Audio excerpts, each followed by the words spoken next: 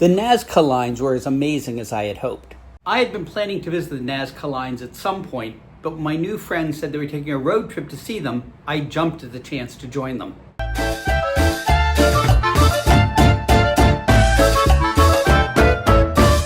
We didn't take just a straight shot to the lines. We made several stops along the way at Islas Ballestas and the sand dunes of Huacachina and a few other places that will be covered in future installments of Walt's Wanderings.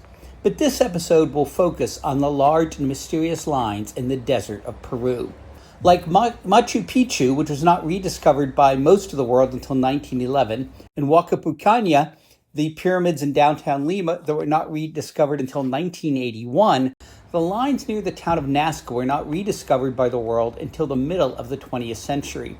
Portions of the lines were seen by Spanish explorers who, unable to get up high enough to fully appreciate their scale and designs, thought they were trail markers or abandoned roads. They were rediscovered in 1927 by Peruvian archaeologists, although they too failed to realize their size and scope.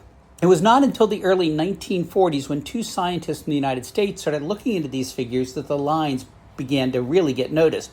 And it was a German woman, Maria Reiche, who became so fascinated by these amazing works that she devoted the rest of her life to cleaning and marking the lines and promoting them to the outside world. Reiche chose to spend the rest of her life in Peru, where eventually she was granted Peruvian citizenship. Her hometown of Dresden, Germany, had been largely destroyed during World War II, so she didn't have much to go back to.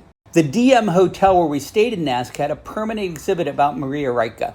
Late in her life, when she was almost blind from prolonged exposure to the desert sun, the manager of this hotel heard that Maria was living in poverty and invited her to be a guest of the hotel for free for as long as she lived, as a thank you for her service to Peru and Nasca. Her room at the hotel is a mini museum, and the hotel has a small planetarium show to introduce people to Maria and the lines and the constellations that some of the lines were believed to depict. They also have a telescope for visitors to view the moon. A movie has been made about the life of Maria Reiche called Lady Nasca, and I'm trying to find it to watch it. Although Maria never married, the movie and other sources indicate she had a longtime female companion. Maria lived to be 95 and died in Lima in 1998.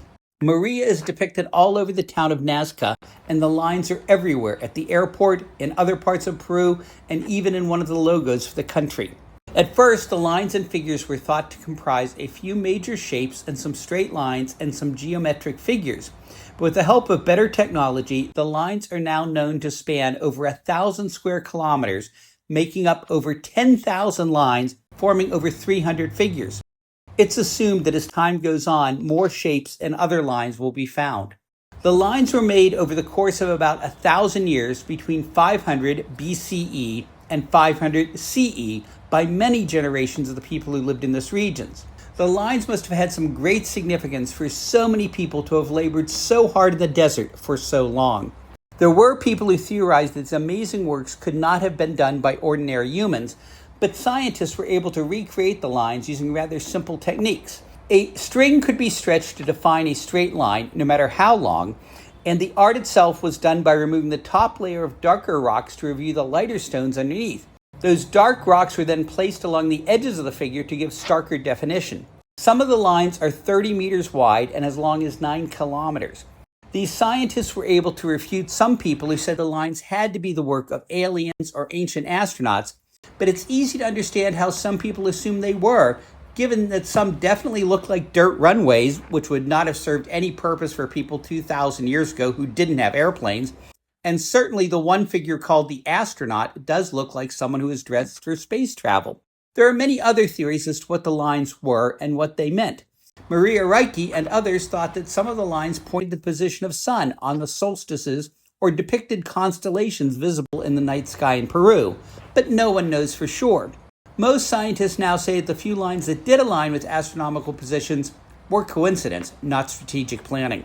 Some things are easier to identify, but still difficult to piece together. Did the monkey mean that these early peoples had trades with the people hundreds of miles away in the jungle who might have had monkeys? Did the whale mean they traveled to the coast or traded with people who lived there? This sort of ant does not exist in this part of Peru, so how did these people know about it? Not much is known about the people who made the lines or their cultures, things that might give more hints as to what the lines meant. Parrots live in the jungle, not the desert. So did these people trade for the birds? The lines have been designated a UNESCO World Heritage Site. Our takeoff to fly over the lines was delayed by about an hour by the morning overcast, but we were finally able to get to take off. The flight cost the equivalent of about $105 US. My friend Natasha had done research and asked in various Peru Facebook groups, and we found that was about par for the course to pay for the flight. There were quite a few small sightseeing planes operating out of the same small airport. We had heard of people getting airsick because the plane makes a lot of twists and turns to give everyone on both sides of the plane a good view of the lines. We took motion sickness pills as a precaution, and no one on our flight had any problems. I never had time to even think about getting queasy. The flight only lasts about 30 minutes, some time of which is spent just commuting from the town of Nasca to the nearby desert which has the lines, and I was far too busy shooting photos with both my camera and phone that I never had time to think of anything else. There really isn't much time over the lines, just a minute or so over each design while they turn the plane around so each side of the plane gets a good look. With my long lens, I actually found that I had a better shot off the opposite side of the plane most of the time.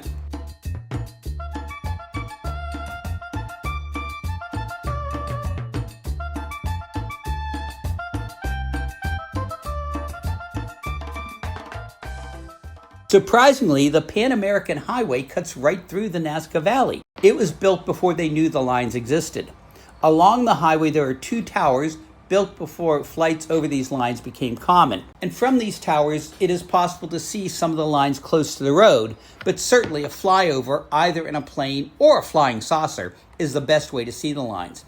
Some people are afraid of taking the flights on these small planes. One of my companions was concerned, so she Googled and found that there have been 2 crashes in the last 25 years. Given the number of flights per day, that's a rather low crash rate. And personally, having taken small plane rides over much less hospitable terrain in Alaska, I wasn't worried. Of course, I've been flying many times with pilot friends in California as well. We were wondering how big the town of Nasca was or what they did for business before the lines put them on the map and made it a tourist destination. Most websites and guidebooks spell the area Nazca, but I learned that the government of Peru spells it Nasca, so I've chosen to go with that spelling. In future installments of Walt's Wanderings, I will cover other parts of this trip to see more of Peru and still be catching up on my visit to Colombia, including the famous Gold Museum. Subscribe so you don't miss it.